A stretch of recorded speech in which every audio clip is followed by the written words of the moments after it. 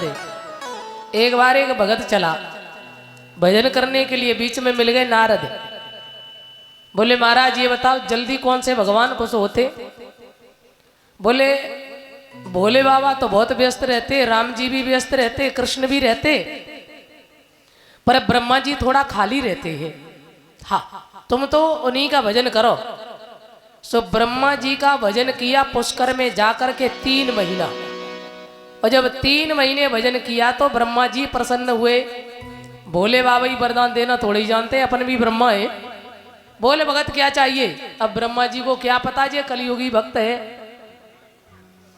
बोले प्रभु वरदान देना चाहते? बोले हाँ। तो बोले पहला वरदान ये दो हमारी शादी हो जाए।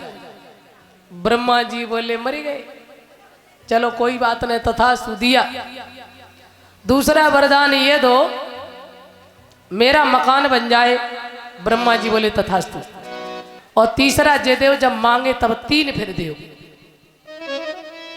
ब्रह्मा ने सोचा एक एडवांस में ही छोड़ दिया, कोई बात नहीं। गया, शादी हुई, मकान बना। एक समय क्या हुआ, प्राकृतिक नियम भैया कौन जानता है।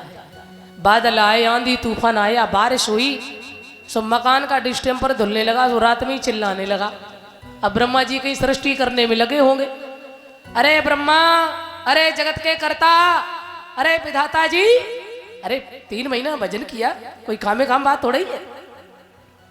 ब्रह्मा जी दौड़ के आए, कहो भगत का बात है? पहला वरदान ये दो हमारे मकान पे कभी वर्षा नहीं हो। ब्रह्मा जी ने कहा दिया। दूसरा वरदान जयदेव हमारे महल के आसपास हो के आंधी तूफान ना निकले। दिया। और तीसरा जयदेव जब मांगे तब 3 फिर देव। दिया। ब्रह्मा जी चले आए। एक बार जुकाम बुखार हो गया, अब उसने सोचा कि डॉक्टर के पास काहे को जाए। हाँ भजन किया, तपस्या की, खामे खाम बात थोड़े की। ब्रह्मा जी को बुलाने लगा, डॉक्टर के पास नहीं गया।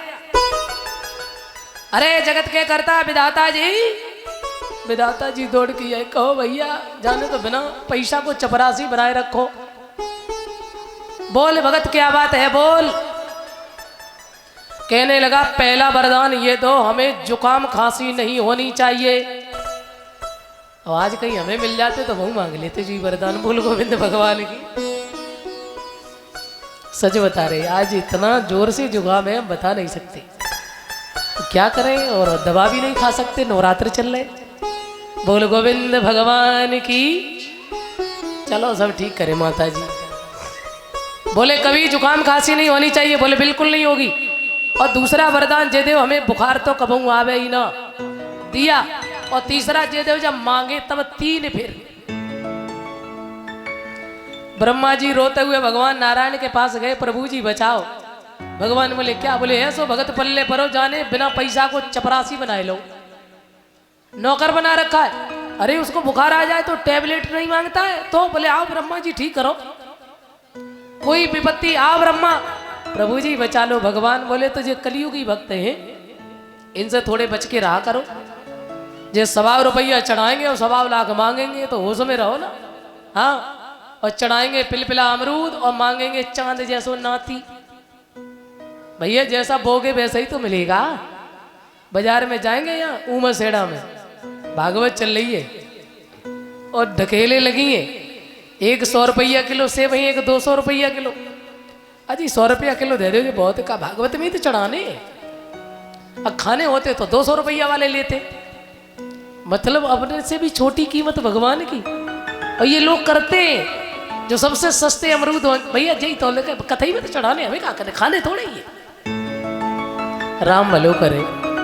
अब जब नाती घर में पैदा होएगा तो बहू की चांद पिलपिलाई रही है। अब भगवान जी से हनुमान दद्दा तो कह रहे प्रभु अरे ये सब आपने क्या किया, आपने नाती तो दियो महाराज पर थोड़ी कमी कर दी क्या, बाकी चांद। तो हनुमान दद्दा ने कही याद कर ले तूने अमरूद कैसो चढ़ायो हो। तो हाँ जैसा तेरा फल वैसा मेरा फल। बोल गोविंद भगवान की। इसलिए भगवान ने कहा चलो कोई बात नहीं। अब की बार माता सरस्वती को आदेश दिया भगवान ने, जाओ भगत की जीभ पर बैठ जाओ। सो सरस्वती माता बैठ गई। अब उसने फिर बुलाया, अरे ब्रह्मा जी दौड़ के ही आए, बेचारे बड़े परेशान। कहो भगत क्या बात बोल। पहला वरदान जे देव, हमारा मन भगवान के चरणों में लगे। ब्रह्मा जी ने कही अब कछु सुधार में, अब शांति आई। दूसरा वरदान जे देव, हमारे मन को वैराग्य हो जाए, दिया। और तीसरा, हाँ बोल, तीसरा बोले, तीसरा वरदान जे देव, हमारी संसार से मुक्ति हो जाए।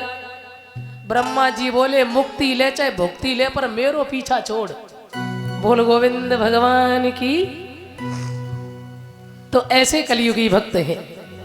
आज हिरण्यकश्यप पर भगवान प्रसन्न हुए, मांग लो। तो हिरण्यकश्यप बोले प्रभु वरदान देना चाहते हो तो सुनो।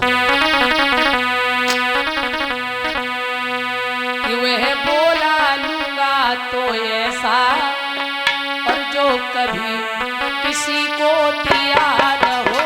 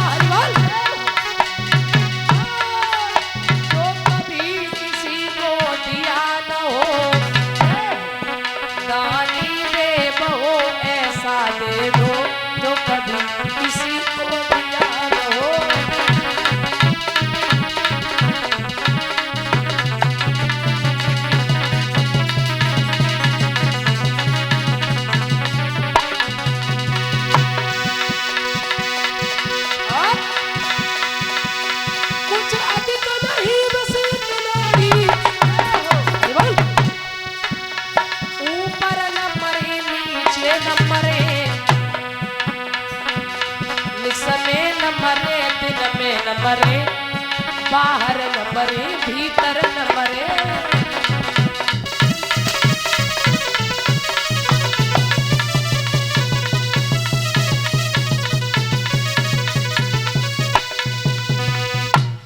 ऐसा वरदान दो, न दिन में मरे, न रात में, न नर से, न पशु से। भगवान बोले तथास्तु तथास्तु। न ऊपर न नीचे, अंदर न बाहर, न जिंदा न मुर्दा, ना अस्त्र शस्त्र से, ना साल के 12 महीनों में दिया, और अंत में मांगा ना ब्रह्मा की सृष्टि से। भगवान ने कहा ठीक। वरदान दिया, हिरण्यकश्यप घर आए। अब मन में यही विचार है, क्योंकि जब तक हिरण्यकश्यप ने भजन किया, इस बीच में 3 बालक मार दिए हिरण्यकश्यप के इंद्र ने। चौथा बालक मां के गर्भ में पल रहा है, और इधर इंद्र हरण करके मैया कयाधु को ले जा रहे हैं। देवर्षि नारद जब आए, नारद ने कयाधु को छुड़ाया और कहा इंद्र इसे छोड़ दो। क्यों? इसके गर्भ में जो बालक पल रहा है वो भगवान का भक्त है। देवर्षि नारद छुड़ा करके ले जाते हैं मैया को, और मैया देवर्षि नारद के द्वारा सुंदर कथाओं का रसास्वादन कर रही है। कहते हैं ना, माँ जब गर्भवती हो उस समय माँ को अच्छे चरित्र चित्र देखना चाहिए और अच्छी चीजों को पढ़ना चाहिए, क्योंकि जैसा माँ करती है ना वैसा ही संतान पर असर पड़ता है। अब जे ना के सवेरो चूक जाए तो संजा ना, संजा चूके तो सवेरो ना, डुगरिया तो जब 2 चौचे ना लड़ जाए। हाँ। मेरे सज्जनों, जब तक नहीं हो जाएंगी दूध बाती तब तक शांति ना है। और कहो तो मेला लगो है, और 6-7 महीना हो ही गए, लला पेट में पल रहे, और कहो तो मेले में घूम रही, धक्का खाए रही। ईमानदारी की दद्दा, झूठ बात नहीं। जे ना है तो इनकी जात की सही है।